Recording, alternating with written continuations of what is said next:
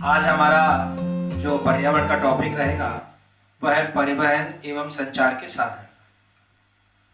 आइए इस पर हम लोग चर्चा शुरू कर देते हैं। पहले बिंदु से परिवहन के साधन पर्यटन, व्यापार, कला, संस्कृति, यात्रा को सरल, सुगम और कम समय में करने में हमारी सहायता करते हैं, सहायक हैं।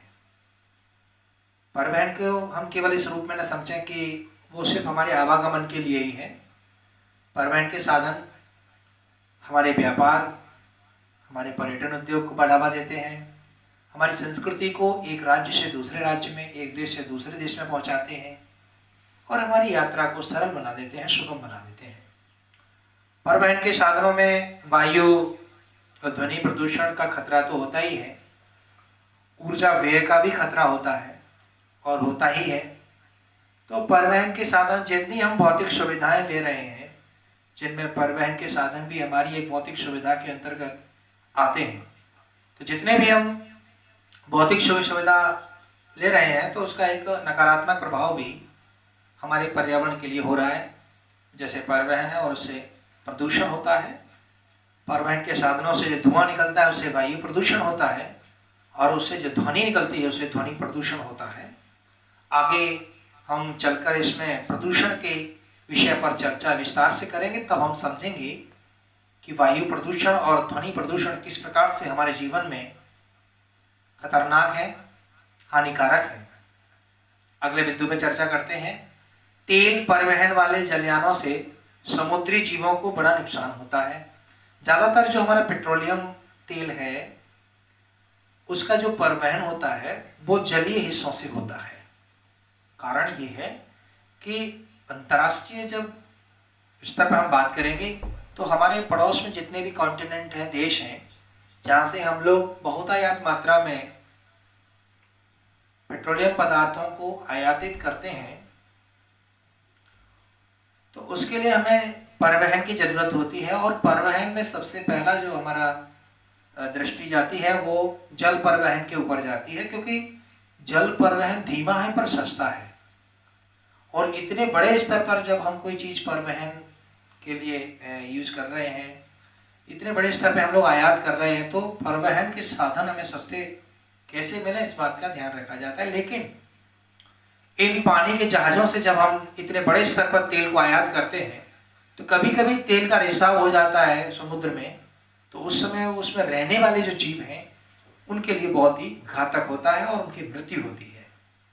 तो कहीं ना कहीं तेल परिवहन वाले परिवहनों से हमारे पर्यावरण को बड़ा खतरनाक प्रदूषण हो रहा है, बहुत ही खतरनाक स्थिति बन रही है। अगला है संचार के साधनों में क्या क्या आता है। आजकल टेलीफोन आता है, मोबाइल आता है, पत्र, समाचार पत्र, टेलीविज़न वगैरह, ये सब इंटरनेट, ईमेल, फैक्स, जितने भी आधुनिक संसाधन हैं संचार के, उन सबको हम जानते हैं। और जो पुराने संसाधन हैं उनको भी हम समझते हैं। पोस्ट कार्ड भी एक होता था, वो भी संचार का साधन था। शिक्षा एवं जागरूकता फैलाने में संचार के माध्यमों का बड़ा योगदान है। कोई भी अपन को जागरूकता अभियान फैलाना है तो संचार के माध्यम में, जैसे पोलियो का जागरूकता अभियान हमने फैलाया तो टीवी पर आके अमिताभ जी ने कहा कि 2 बूंद जिंदगी की, तो उससे पूरा देश, पूरा विश्व परिचित हो गया कि ये पोलियो की दवा है, उसे पीने से ये लाभ होता है बच्चों में। तो वो एक संचार ही था टीवी, इसके माध्यम से टीवी है, रेडियो है, समाचार पत्र है, मोबाइल है, आजकल सोशल मीडिया है, उससे हम बहुत जल्दी अपने उद्देश्य में सफल हो जाते हैं संचार के इन माध्यमों के द्वारा।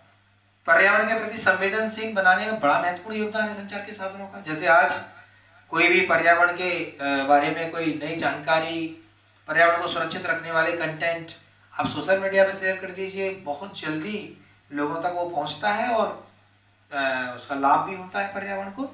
संचार के साधनों से महत्वपूर्ण सूचना है, अपील है, समाचार है, जन जन तक बहुत जल्दी पहुंचता है। आपदाओं से बचाव में संचार माध्यम की भूमिका निभाते हैं। बिल्कुल, अगर मान लीजिए कहीं पर कोई आपदा आ गई, मान लीजिए बाढ़ आ गई या कहीं पर आग लग गई या कहीं पर कोई महामारी फैल गई, तो हम संचार के माध्यमों से बहुत ही जल्दी उसको हम एक दूसरे के पास पहुंचा सकते हैं।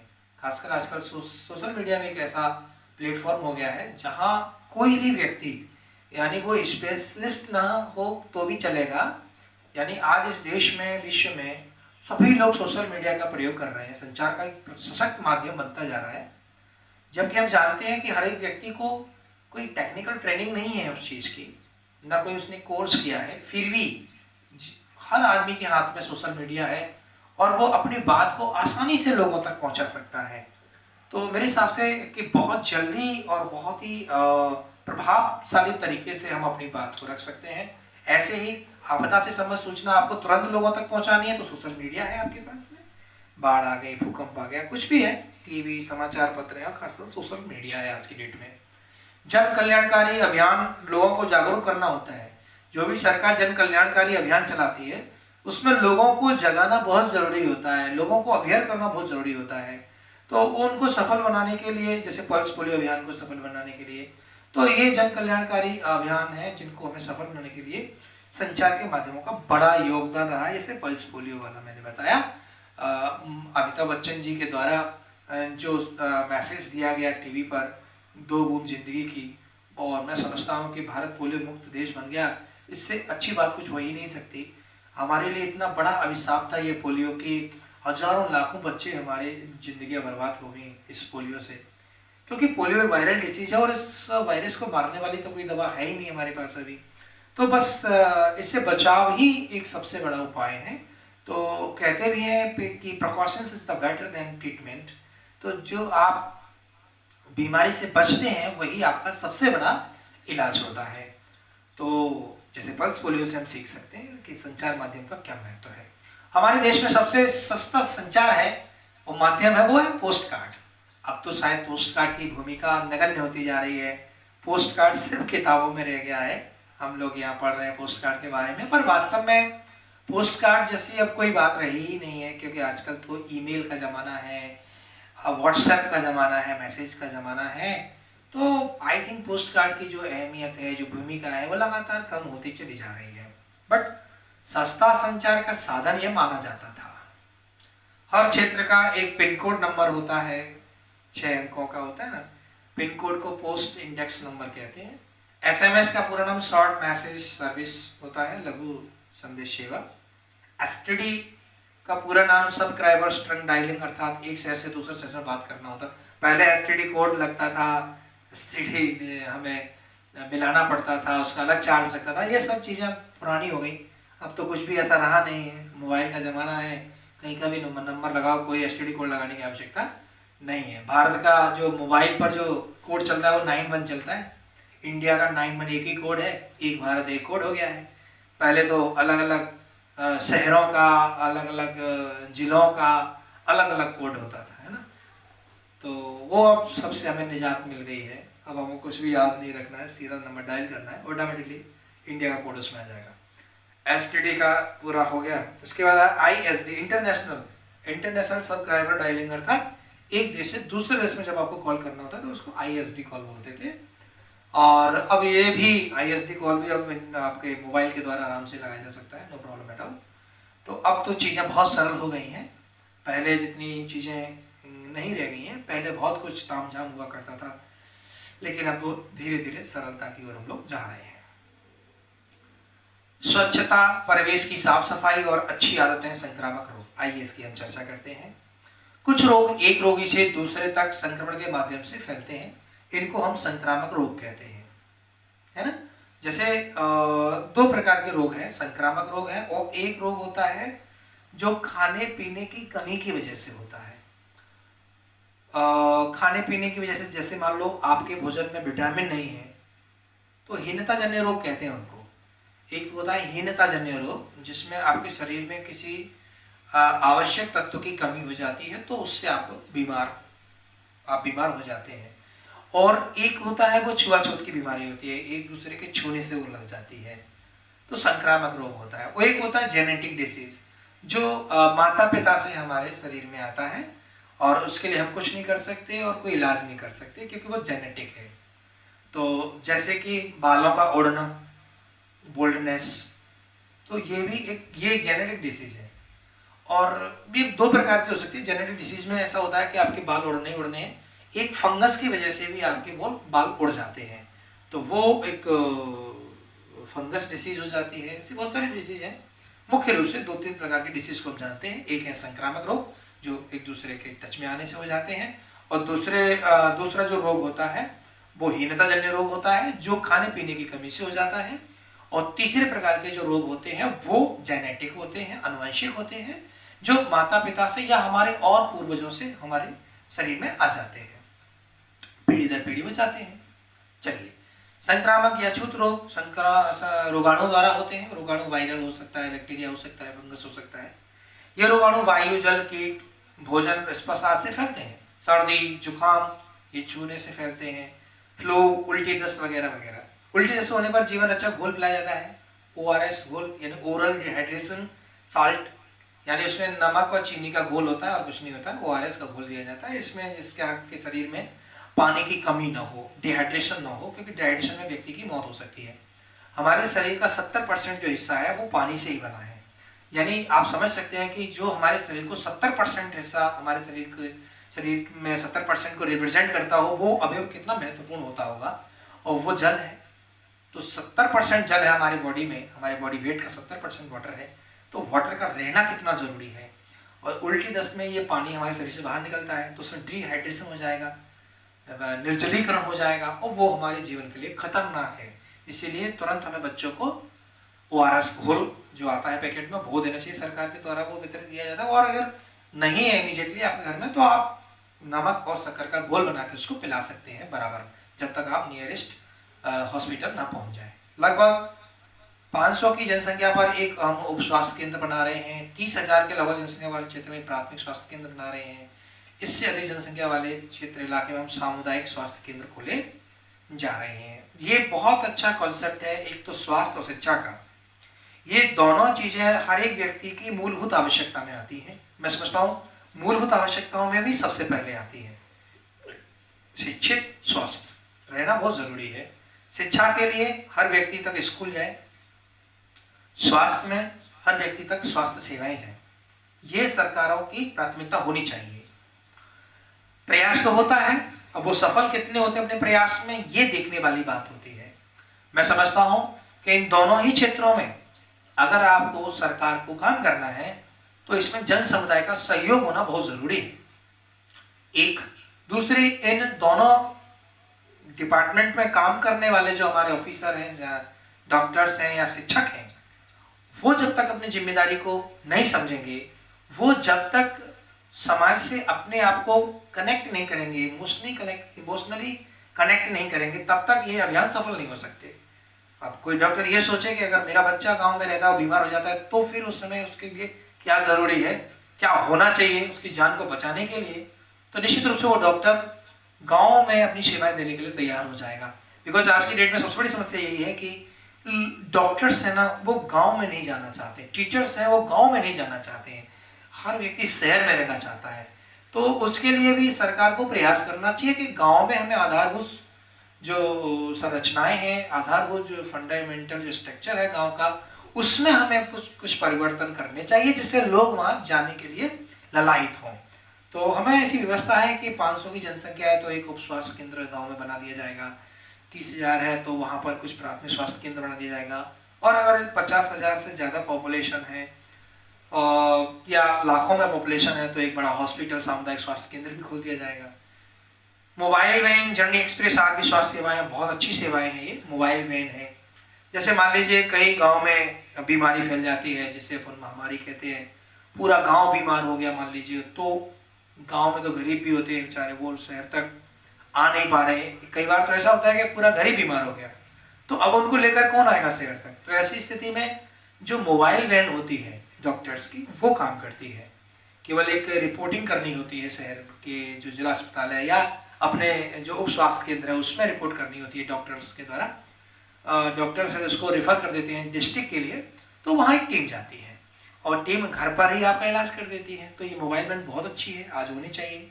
जर्नी एक्सप्रेस बहुत ही शानदार है कि आज आप फ़ोन करते हैं तो आपके घर में अगर कोई नहीं है सदस्य, पुरुष सदस्य नहीं है और महिलाओं को तुरंत हॉस्पिटल की आवश्यकता है, तो ऐसी स्थिति में वो फ़ोन लगा सकते हैं और उनके घर वो जर्नी एक्सप्रेस 20 मिनट में 30 मिनट में पहुंच जाएगी, नज़दीकी स्वास्थ्य केंद्र में ले जाएगी आपको। तो ये एक अच्छी सुविधा है। रेड क्रॉस सोसाइटी एक स्वयंसेवी संस्था है जो दुनिया भर में काम करती है, हमारे भारत में भी काम करती है और जूनियर रेड क्रॉस विद्यालयों में भी चलता है, जिसमें बच्चे रेड क्रॉस में काम करते हैं। रेड क्रॉस का सीधा मतलब है कि आप लोगों की सेवा करते हैं, जो बीमार हैं उनकी सेवा करते हैं, या जो बाढ़ग्रस्त हो गए हैं उनकी सेवा करते हैं, जो घायल हैं उनकी सेवा करते हैं। तो रेड क्रॉस एक विश्व स्तरीय संस्था है और हर एक हॉस्पिटल में रेड क्रॉस का जरूर एक योगदान होता है, एक डिपार्टमेंट होता है। तो हॉस्पिटल में जब आप रेड क्रॉस में इलाज कराने जाते हैं तो वहाँ पर जो आप पे करते हैं वो रेड क्रॉस सोसाइटी में चला जाता है और जब आवश्यकता पड़ती है तब वो पैसे का यूज होता है। इसलिए रेड क्रॉस अगर आपको कहीं भरना हो, हॉस्पिटल में भरना हो या कलेक्टर ऑफिस में भरना हो या कहीं भी रेड क्रॉस आपको मांगा जा रहा है तो आप निश्चिंत होकर दीजिए, क्योंकि वो आप दान दे रहे हो, बहुत अच्छे काम के लिए जाता है। दुनिया में कहीं भी कोई आपदा आती है तो इस रेड क्रॉस फंड का यूज वहाँ पर किया जाता है। स्वस्थ व्यक्ति के शरीर का तापमान कितना होता है, ये तो बड़ी नॉर्मल सी बात है। हम लोग फ़ारेनहाइट में मापते हैं, 98.4 फ़ारेनहाइट हमारे बॉडी का टेम्परेचर है नॉर्मली, और इससे ऊपर जाता है तो फीवर है ना, तो फीवर है, बुखार कहते हैं उसको। गांव साफ सफाई ग्राम पंचायत और कस्बे की नगर की सफाई नगर पालिकाएं करती हैं, ये तो आप जानते ही। गांव की साफ सफाई रखना, गांव की व्यवस्था करना, ये सब पंचायत का काम है। ऐसे ही शहरों में, नगरों में साफ सफाई रखना, नगर की नगरीय व्यवस्था को बनाए रखना, ये नगर पालिकाओं का काम है। अब आइए हम अपने भोजन पे बात कर लेते हैं। पोषक तत्वों को हम 3 भागों में बांटते हैं। भोजन, पोषक तत्वों को हम 3 भागों में बांटते हैं। एक, ऊर्जा प्रदान करने वाले जो हमारे शरीर को एनर्जी देते हैं, जैसे कार्बोहाइड्रेट है और वसा है।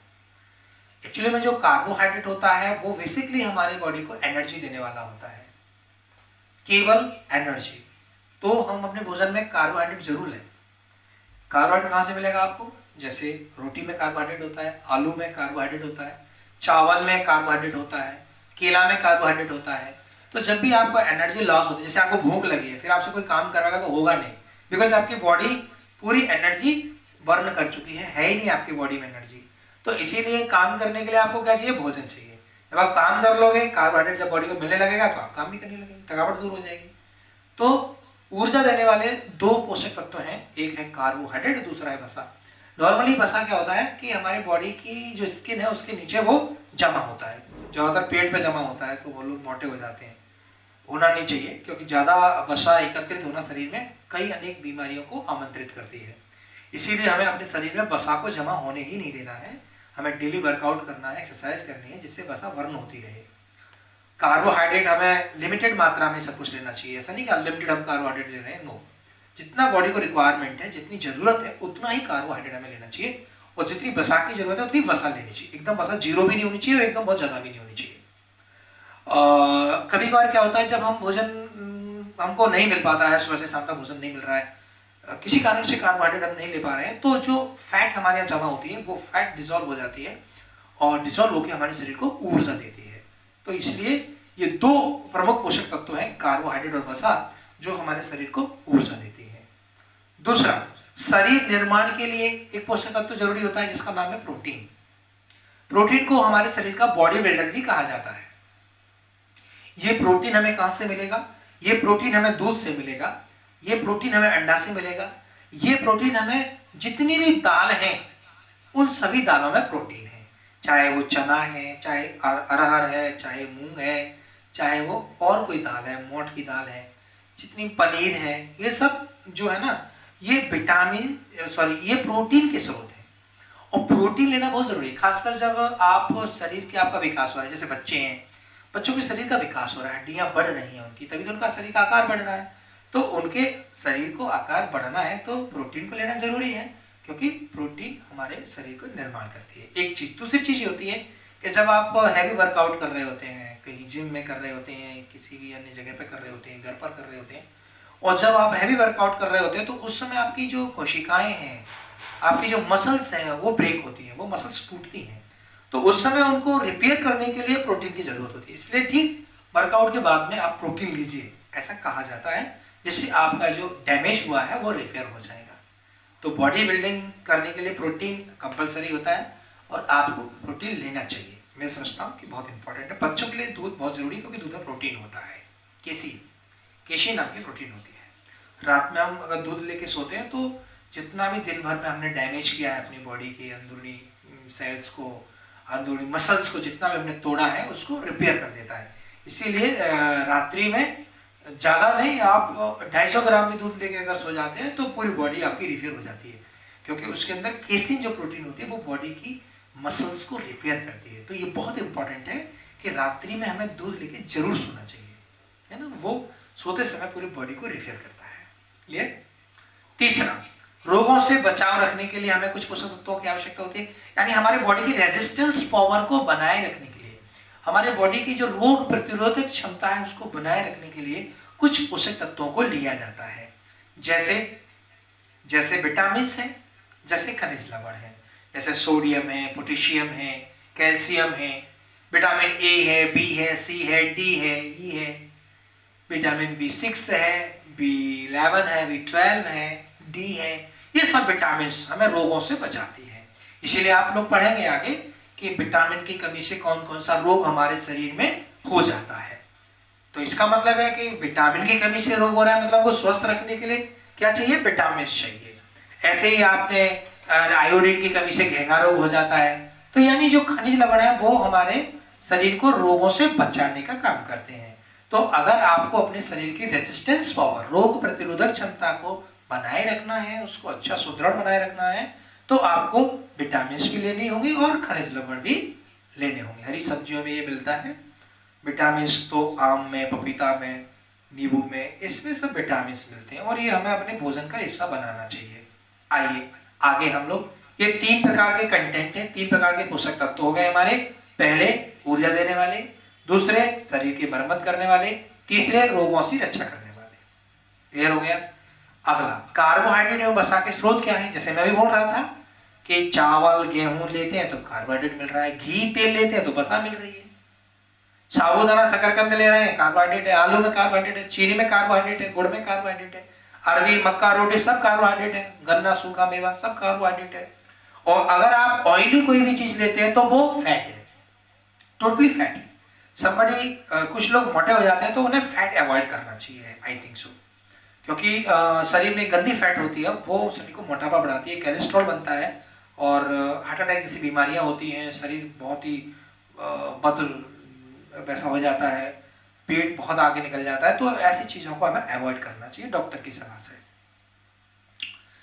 चलिए, और दूसरी फंडा ये है स्वस्थ रहने का कि जितना आप खा रहे हैं, जितना you are taking the food in your body, आप जितना भी खाना अपने शरीर में ले रहे हैं और उससे जितनी आपको एनर्जी मिल रही है, शाम के खाने तक उसको वर्न कर दीजिए तो सही रहता है। और आप वर्न नहीं करते हो शाम का खाना, फिर आपने खा लिया, तो फिर आपकी बॉडी में एक्स्ट्रा चीजें हो जाएंगी और वो फिर बीमारी का आमंत्रण है। घी, तेल, मक्खन, सूखे मेवा आदि हमारे वसीय पदार्थ होते हैं। सूखा मेवा है, इसमें भी ऑयली है ये, तो हमें लिमिटेड ही खाना चाहिए। वसा शरीर के ताप को समान बनाए रखती है। फैट का ही इम्पोर्टेंस है हमारी बॉडी में कि एक तो जैसे मैंने कहा कि जब भी आप अनशन करते हैं, भूखे रहते हैं, आपके शरीर में कार्बोहाइड्रेट की कमी है, आप भोजन नहीं ले रहे हैं, तो वसा उस समय खुद को जलाकर आपको एनर्जी देती है, लेकिन ये उसका काम नहीं है। उसका काम है आपके शरीर के तापमान को बनाए रखना।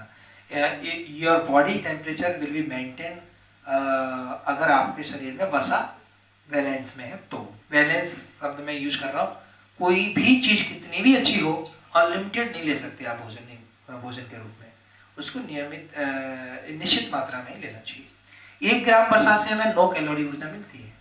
इसका अत्यधिक प्रयोग मोटापा बढ़ा देता है।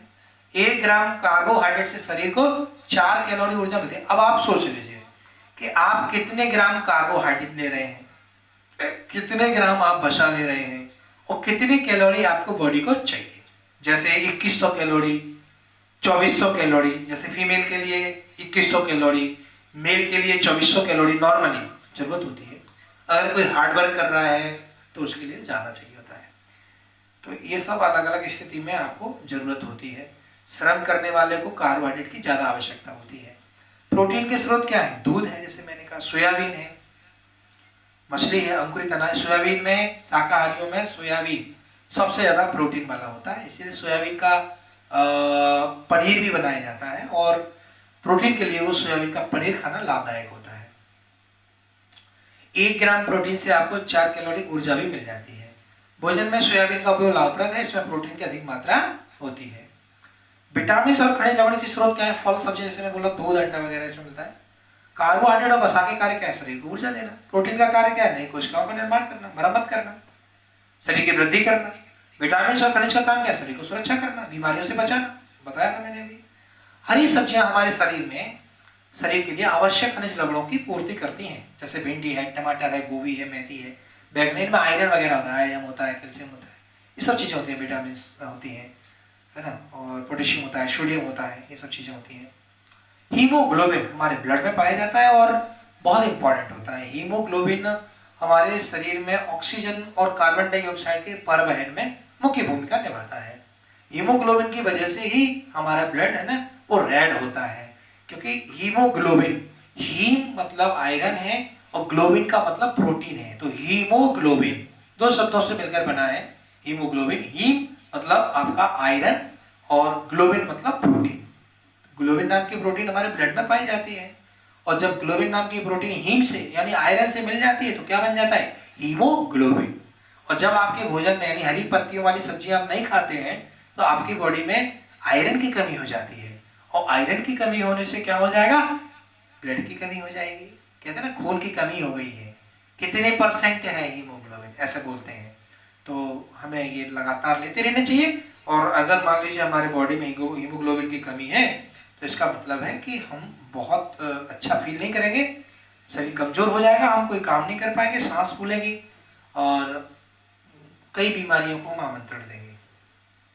खून की कमी को जो होता है ना, एनीमिया बोलते हैं उसको। जो खून की कमी होती है उसको क्या बोलते हैं? एनीमिया बोलते हैं। सब्जियां जैसे पालक है, बैगन है, मेथी है, बथुआ बहुत अच्छी है आयरन के लिए। अगर आपके बॉडी को आयरन चाहिए हीमोग्लोबिन के लिए तो ये चीज खाइए आप। बैगन है, मेथी है, बथुआ है, लाल भाजी आदि। लोह तत्व अधिक मात्रा में होता है फलों जैसे सेब, अमरूद, अनार, केला आदि में भी होता है। आयोडीन की कमी से घेंगा रोग हो जाता है, मैंने बोला गले में घेंगा रोग हो जाता है आयोडीन की कमी से। आयोडीन की कमी से शारीरिक मानसिक विकास भी रुक जाता है, इसीलिए हमारे भोजन में आयोडीन की पर्याप्त मात्रा होनी चाहिए, जरूरत से ज्यादा नहीं, जितनी चाहिए उतनी होनी चाहिए। जैसे आजकल नमक पैकेट में आता है तो उसमें आयोडीन ऑलरेडी मिल के आ रहा है, तो आपको एक्स्ट्रा कुछ भी नहीं करना है आयोडीन के लिए। आयोडीन के अलग से कोई डिब्बी नहीं खरीदनी है, बल्कि जो पैकेट में जो नमक आ रहा है उसमें आयोडीन पहले से ही आ रहा है। ऐसा कहा जाता है कि पूरी लाइफ में आप आयोडीन सिर्फ इतना खा पाओगे जितना 1 चम्मच चाय का खर्चा आता है। आप सोचिए, तो मतलब 1 कप चाय, सॉरी 1 कप चाय का जो खर्चा है पूरी जिंदगी में आप उतना का आयोडीन ही लेंगे और इसे एक्स्ट्रा करने की जरूरत नहीं है। जो पैकेट आ रहे हैं मार्केट में उनमें सब में आयोडीन है। हंसता हुआ सूरज अगर किसी नमक की पैकेट पर छपा है तो इसका मतलब है हंसता हुआ सूरज आयोडीन को ही बता रहा है।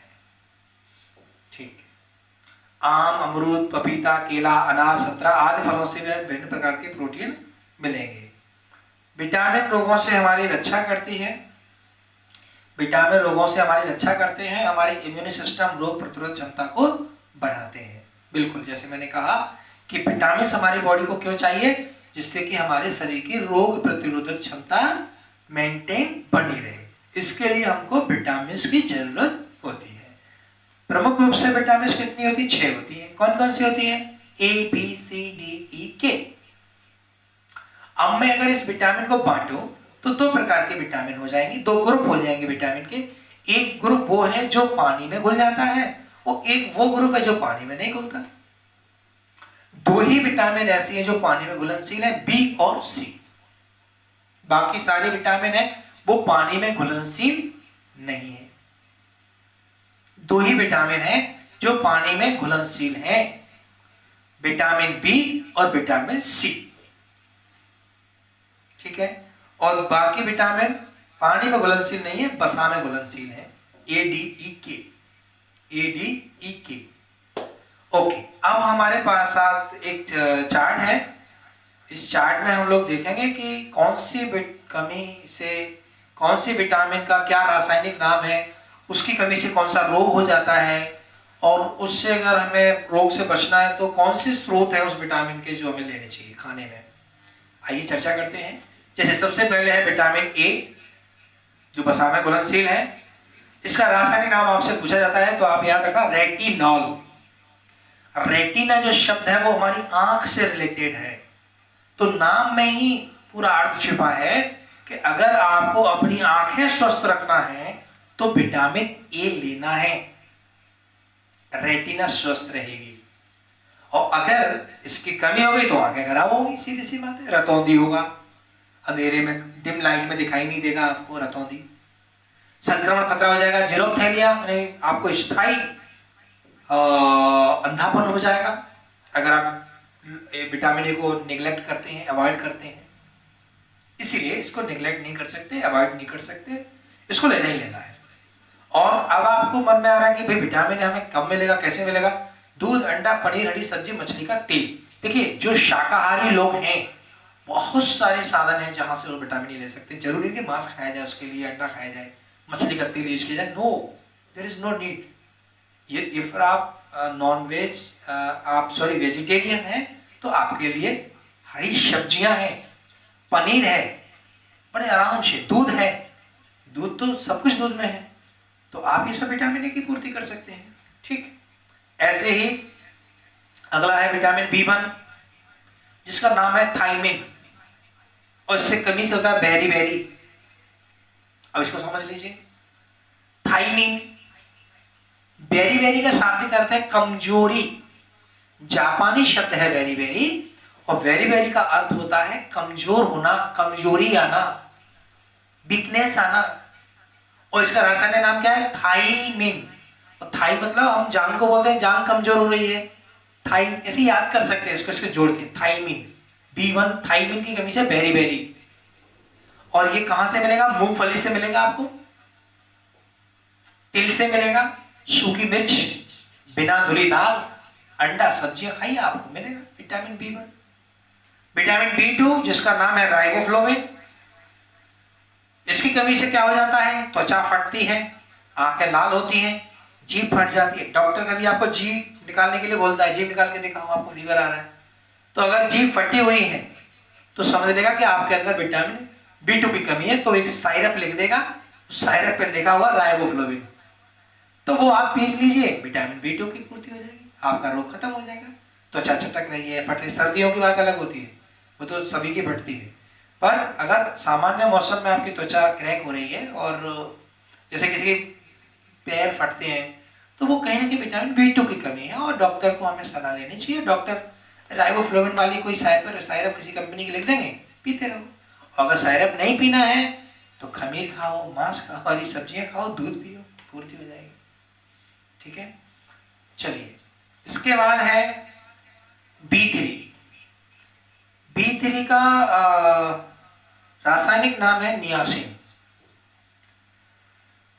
नियासिन है, नियासिन फोर सिट्रोम, क्या लिखा है ये,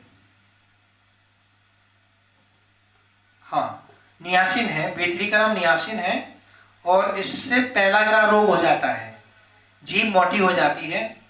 इसका नाम एक है निकोटिनेमाइड, बी3 का नाम एक और नाम है निकोटिनेमाइड, और जो सरल नाम है वह नियासिन। इसकी कमी से दाद हो जाती है, फोडी सिंड्रोम हो जाता है, कुछ जेनेटिक प्रॉब्लम होती है। और पेलाग्रा मतलब जीभ मोटी हो जाती है, तो जीभ मोटी हो जाती है, वाइट हो जाती है, तो उस समय हमें डॉक्टर को दिखाना चाहिए और बी3 की कमी वो बताएंगे, तो नियासिन कोई लिख देंगे आपके लिए। या मांस, मूंगफली, आलू, टमाटर, पत्ते, हरी पत्तेदार सब्जियां खाइए।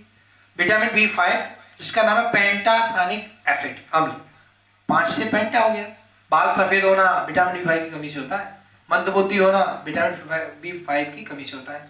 मांस, दूध, मूंगफली, गन्ना, टमाटर आप खाइए, आपके बाल सफेद होना बंद हो जाएंगे। जो हो गए हैं वो तो हो गए हैं, बाकी जो बचपन में जल्दी बाल सफेद हो रहे हैं आजकल, तो प्रदूषण की वजह से भी हो रहा है, और कुछ खाने पीने में विटामिन बी5 की कमी हो रही है, जिसकी वजह से बाल झड़ते भी हैं और बाल सफेद हो जाते हैं। मंदबुद्धि होती है, पता नहीं, पर इसमें लिखा है कि मंदबुद्धि भी होती है। विटामिन बी6 पैराडॉक्स है, एनीमिया, त्वचा रोग हो जाता है, मांस अनाज खाइए, पूर्ति होती रहेगी। विटामिन बी7 बायोटीन बोलते हैं, लकवा, शरीर दर्द, बालों का गिरना, इसकी कमी से होता है। अगर आप मांस, अंडा, दूध लेते हैं तो इसकी कमी पूरी हो जाएगी। विटामिन B11 फॉलिक एसिड बोलते हैं। एनीमिया खून की कमी इसकी कमी से हो जाएगा, पैचिस इसकी कमी से हो जाएगा। दाल सब्जियां अंडा सेम खाइए, पूर्ति हो जाएगी। विटामिन B12 है, साइनोकोवाल्विन है इसका नाम। एनीमिया रोग हो जाता है, पांडु रोग हो जाता है, हमारे शरीर में सूजन आ जाती है, पांडु रोग होता है। पीलिया, पांडु रोग का मतलब पीलिया हो जाता है, सीधी सी बात है। पीलिया को पांडु रोग कहते हैं। हाँ, जो पांडवों के पिताजी थे ना, राजा पांडु, उनको पीलिया ही था, पीलिया से ही मरे थे वो। तो विटामिन B12 की कमी से पांडु रोग मतलब पीलिया हो जाता है। मांस दूध में सब मिलता है। विटामिन C एस्कॉर्बिक एसिड है, और खट्टी जितनी भी चीजें हैं उन सब में विटामिन C है। इसकी कमी से मसूड़ों में सूजन आ जाना, मसूड़ों का फूलना, मसूड़ों में खून आना, ये स्कर्वी रोग है, मसूड़ों से संबंधित है। नींबू, संतरा, टमाटर, मिर्च, अंकुरित अनाज खाइए, पूर्ति हो जाएगी। विटामिन D कैल्सीफेरोल बोलते हैं। ऑस्टियोमलेशिया रोग हो जाता है, रिकेट्स यानी कमजोरी, बच्चों में हड्डियां कमजोर हो जाती है, बड़ों में ऑस्टियोमलेशिया हो जाता है, हड्डियां कमजोर होना, सीधी सी बात है। विटामिन D की कमी से रिकेट्स का मतलब है हड्डियां कमजोर होना, बच्चे कमजोर होना। मछली का तेल, दूध, अंडे, सूर्य का प्रकाश सुबह सुबह लीजिए आप अर्ली मॉर्निंग का, तो ये मेंटेन बना रहेगा। विटामिन E को टैकोफोरा बोलते हैं। इससे आपकी जो प्रजनन शक्ति है वो प्रभावित होती है। आप पत्तेदार सब्जियां, दूध, मक्खन, अंकुरित बीज वगैरह खाइए, पूर्ति होती रहेगी। विटामिन K फिलोक्विनोन है, रक्त का थक्का नहीं जमता है विटामिन K की कमी से। टमाटर, हरी सब्जियां जरूर लीजिए, तो विटामिन K आपके बॉडी को मिलता रहेगा। तो आज के लिए हम इतनी ही चर्चा करेंगे। विटामिन की चर्चा हुई है, अच्छे से पढ़ना है, इसमें से कोई ना कोई प्रश्न आपसे जरूर पूछा जाता है, बहुत ही महत्वपूर्ण है। तो आज के लिए इतना ही, कल हम आगे की चर्चा करेंगे।